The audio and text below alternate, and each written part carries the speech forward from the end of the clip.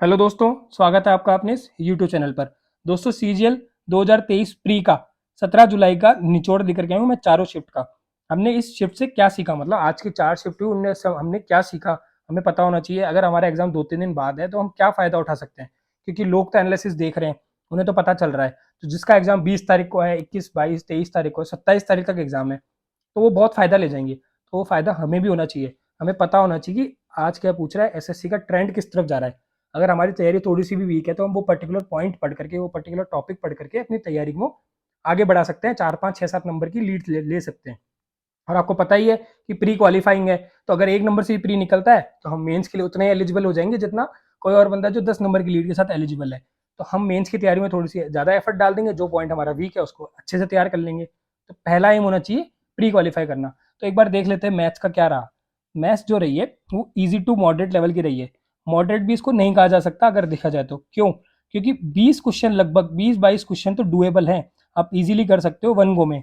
दो तीन क्वेश्चन ऐसे हैं, 2-3 क्वेश्चन ऐसे हैं जो थोड़े से कैलकुलेटिव है, तो उसमें आपको मेहनत करनी पड़ सकती है। मेहनत करनी पड़ सकती है लेकिन डुएबल है, ऐसा नहीं है कि नहीं हो सकता। तो आपको मैं कुछ टॉपिक्स बता रहा हूँ, अगर उस टॉपिक आपका वीक है या कोई पर्टिकुलर टाइप छूटा हुआ है तो आप वो टॉपिक कर लो या वो टाइप कर लो, तो आपको फायदा हो जाएगा। जैसे टाइम एंड वर्क का क्वेश्चन है, ट्रायंगल के एरिया का क्वेश्चन है, कैसे कि ट्रायंगल की साइड्स में कुछ इंक्रीज किया तो टोटल एरिया में कितना इंक्रीज होगा।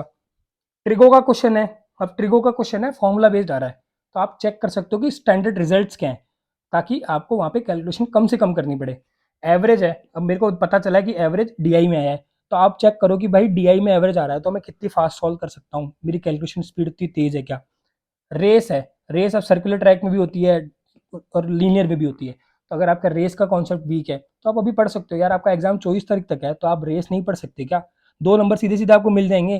थ्री डी मैंसुरेशन है, मान लीजिए थ्री डी मैंसुरेशन में आपने प्रिज्म पिरामिड नहीं पढ़ा, प्रिज्म पिरामिड का क्वेश्चन आ गया, तो यार आप कर लो ना उसकी तैयारी 2-3 दिन में, आपको इजीली 3-4 नंबर का फायदा मिल जाएगा। तो मैथ्स मैं बोलूंगा ईजी है, बट कैलकुलेटिव है थोड़ी सी, 2-3 क्वेश्चन। तो 20-22 क्वेश्चन तो आप इजीली उड़ा दोगे, 2-3 करने के लिए आपको थोड़ी सी मेहनत करनी पड़ेगी। रीजनिंग की बात कर लेते हैं। देखो एसएससी का ट्रेंड है, सेट कर रखा है उसने। क्या कर रखा है, मैंने आपको सीएचएसएल मेंस के रिव्यू में ही बताया था। मैथ्स और रीजनिंग दे दो इजी, डुएबल। 2-3 क्वेश्चन दे दो, कोई बड़ी बात नहीं है, ठीक है।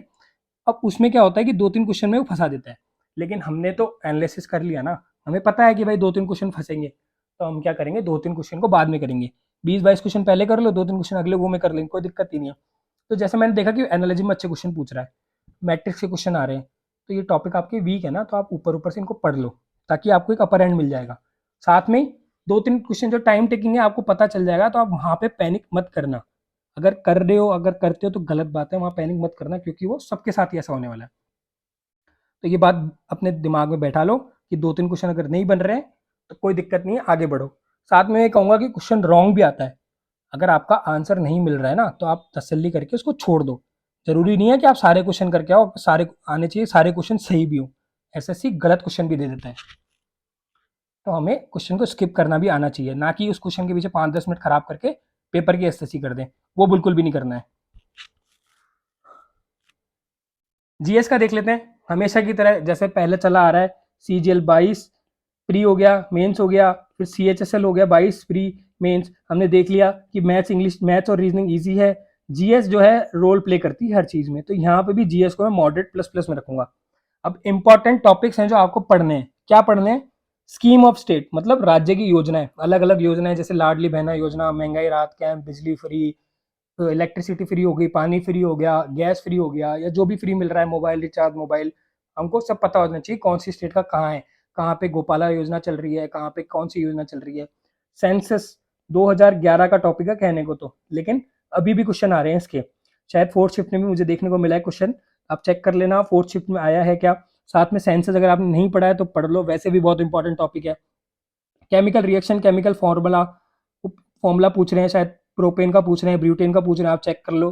करंट अफेयर आपने नहीं पढ़ी है, पुरानी नई सब तरह से आ रही है करंट अफेयर ओल्ड। मैं कह रहा हूँ कि एग्जाम डेट अगर जुलाई 2023 है ना, तो आपको जनवरी 2022 से याद होनी चाहिए करंट अफेयर। तो इसीलिए 1.5 साल की करंट अफेयर एटलीस्ट आप याद करके चलो। पीरियोडिक टेबल मैं कह रहा हूँ, अगर किसी ने नहीं पढ़ी है उसको अपने एक शिफ्ट में 2 से 2 नंबर फ्री चाहिए कम से कम, तो पीरियोडिक टेबल को रट ले। अभी भी रट ले, अगर कल भी एग्जाम है ना, पीरियोडिक टेबल की शॉर्ट ट्रिक्स याद कर ले, हो जाएगी।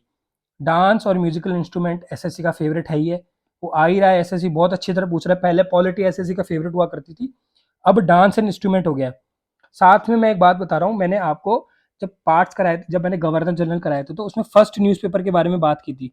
तो फर्स्ट न्यूज़पेपर से पे भी कोई क्वेश्चन आया है, आप मुझे कमेंट करके बताएंगे कि फर्स्ट न्यूज़पेपर से वही क्वेश्चन आया है जो अपन ने गवर्नर जनरल वाले वीडियो में देखा था। अब बात कर लेते हैं इंग्लिश की। इंग्लिश का ओवरऑल लेवल भी मैं रखूंगा इजी टू मॉडरेट, मतलब इजी उनके लिए जिनके लिए कॉम्प्रिहेंशन इजी है, और मॉडरेट उनके लिए जिनको इंग्लिश कॉम्प्रिहेंशन हार्ड लगती है, तो उनके लिए मॉडरेट है। क्योंकि इजी उनके लिए ये है क्योंकि गुड लेवल का क्लोज टेस्ट आया था, क्लोज टेस्ट का लेवल बहुत अच्छा था, पीक्यूआरएस का लेवल भी अच्छा था। बाकी one word idiom synonym antonym ये तो आते ही रहते हैं, इंप्रूवमेंट्स भी आती रहती हैं। तो इजी उनके लिए जिनको ये सब इजी लगा, हार्ड उनके लिए जिनको हार्ड लगा। तो मतलब कॉम्प्रिहेंशन ने बहुत अच्छा रोल प्ले किया इंग्लिश में। तो दोस्तों, इस रिव्यू से आप ये फ़ायदा उठाओ, जो भी टॉपिक आपके वीक है आप उनको करके जाओ, इंप्रूव करो, शॉर्ट ट्रिक्स देख लो, अगर आप पूरा नहीं पढ़ पाते हो या फिर आपने पढ़ रखा है तो सिर्फ शॉर्ट ट्रिक्स देख लो, किसी भी तरह से मतलब फ़ायदा उठाओ रिव्यू का। 3-4 दिन बाद शिफ्ट है, 3-4 दिन बाद एग्जाम है, तो उसका आपको फ़ायदा मिलना चाहिए, क्योंकि लोगों को तो मिलेगा, नॉर्मलाइजेशन का फ़ायदा मिलेगा। तो आप अपर हैंड पहले ले लो, आप वहाँ पे पहले इतना अच्छा स्कोर कर लो कि मान लो पहले शुरुआत की शिफ्ट में अगर नॉर्मलाइजेशन होता है तो आपको उतना गंदा इफेक्ट ना मिल देखने को मिले, या आपके नंबर कम हो रहे हैं या आपके नंबर बढ़ ही नहीं रहे। तो अपर हैंड लेने के लिए ये रिव्यू का फ़ायदा उठाओ। कल भी मैं पॉसिबल हो सका तो शिफ्ट्स का रिव्यू करूंगा, और आपको मेगा रिव्यू तो दूंगा ही दूंगा एग्जाम का। जिस जिस भी दिन एग्जाम होगा उसके दिन लास्ट में मैं आपको एक मेगा रिव्यू दे दूंगा, जिसमें पूरे दिन का अपन निचोड़ कर लेंगे। इस वीडियो में फिलहाल इतना ही, मिलते हैं नेक्स्ट वीडियो में, तब तक के लिए थैंक यू, जय हिंद।